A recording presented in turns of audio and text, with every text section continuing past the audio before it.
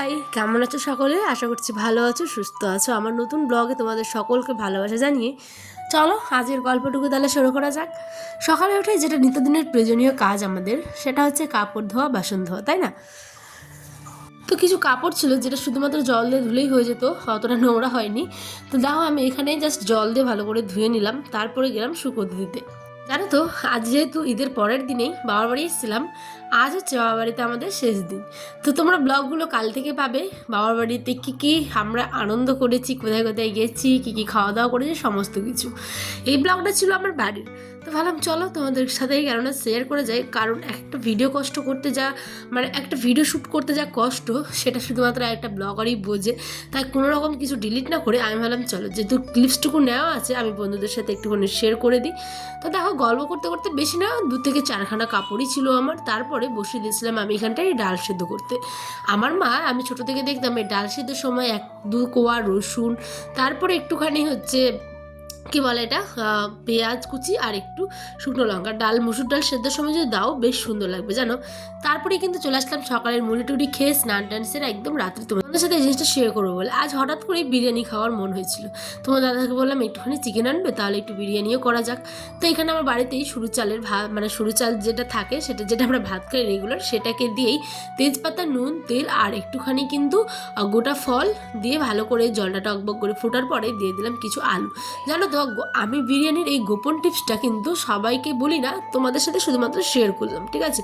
আমি যখন আলু অনেকে ভেজে দেয়, আমি কিন্তু কী করি, ভাতের সাথে একটুখানি নুন যেহেতু পড়ে ভাত, সেই কারণে গোটা গোটা আলুটাকে কিন্তু ভাতের মধ্যে সেদ্ধ দিয়ে দিই। আর সেদ্ধ হলে তো জানোই আলুটা পুরো 90% সেদ্ধ হয়েই যায়, ঠিক আছে? তারপরে তেল নুন দিয়ে কিন্তু আমি ভালো করে একবারে ভেজে নিই। তাহলে কি হয়, বিরিয়ানিতে তোমার আলুটা যখন খাবে তখন পুরো মুখের মধ্যে মিলিয়ে যাবে। এটা তোমাদের আমি গোপন টিপস কিন্তু দিলাম। তোমরা যারা এখনো ভাজো, গ্যাস নষ্ট করে লাভ নেই, ওরমভাবেই করবে, বুদ্ধি করে লাভ আছে, ঠিক আছে? এখানে চিকেন কষাটাকেও বেশি দিয়েছি, ঘরোয়া মশলা, টমেটো সমস্ত কিছু দিয়ে আজকে একেবারে। তারপর এখানে বেরেস্তার জন্য ভেজে নিচ্ছি হচ্ছে পেঁয়াজ। তেলের মধ্যে এই পেঁয়াজটা যখন ভাজি না, তখনই মনে হয় একটা অন্য রকমের আনন্দ, কারণ বেরেস্তাই হচ্ছে বিরিয়ানির মধ্যে একটা অন্য রকমের স্বাদ আনে, ঠিক আছে? চলো, আমার সমস্ত কিছু ডান। এবার আমি এটাকে এখন মানে কি করব, সমস্ত কিছু একসঙ্গে এবার দিয়ে বিরিয়ানিটাকে এবার বসাবো, ঠিক আছে? তো তার কারণে আমি তেল দিলাম না। দেখো চিকেনে যেহেতু প্রচুর পরিমাণে তেল হয়ে গেছিলো, সেই কারণে সেই তেলটাকে ভালো করে একটা ননস্টিক কুকারের মধ্যে চারিদিকে লাগিয়ে এরপরে একে একে দিব হচ্ছে আমি ভাত। এর আগের বার আমি পেঁয়াজটা দিয়ে পুরো মানে অনেকটা নষ্ট হয়ে গেছিলো পেঁয়াজটা। বেরেস্তা তো মিষ্টি মিষ্টি খেতেই ভালো লাগে, আর পুড়ে গেলে বাজে লাগে। তো দেখো আলুটাকে লাস্টে, প্রথমে আর কি বসিয়ে দিলাম, লাস্টে বলছি। তারপরে দিলাম হচ্ছে ভাত।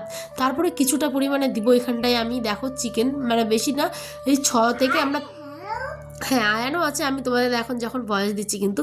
তারপরে আলু সমস্ত কিছু দেওয়ার পরে কেওড়া জল, মিঠা আতর, এই যে মিঠা আতর, কেওড়া জল, গোলাপ জল সমস্ত কিছু দেওয়ার পর বিরিয়ানি মশলা, ঘি একটুখানি, আর একটুখানি কিন্তু দিয়ে দিলাম হচ্ছে গিয়ে নুন, তাহলে ফ্লেভারটা ভালো হবে, ঠিক আছে? আর তারপরে আমি ননস্টিক কুকারের যে ঢাকনা, সেটার মধ্যে মুখ বন্ধ করার জন্য দিয়ে দিয়েছি হচ্ছে গিয়ে আটা।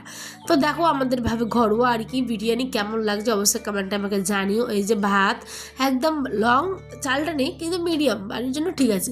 আর নামানোর আগে অবশ্যই কিন্তু ঘিটা দিবে, ঠিক আছে? তার মধ্যে দেখো এই যে আলু, দারুণভাবে কিন্তু আলুটাকেও সেদ্ধ হয়েছে। দেখো ভেঙে তোমাদের একটিবার দেখায়, এই যে দেখো কি সুন্দরভাবে সেদ্ধ হয়েছে, তাই না? তারপরে এখানে কাঁচা লঙ্কা, পেঁয়াজ, স্যালাড দিয়ে আজকে আমাদের ডিনার। তোমরা কি খেলে কমেন্টে জানিও। টাটা, আমাদের গল্প হবে আবারও নতুন একটি ভিডিওতে।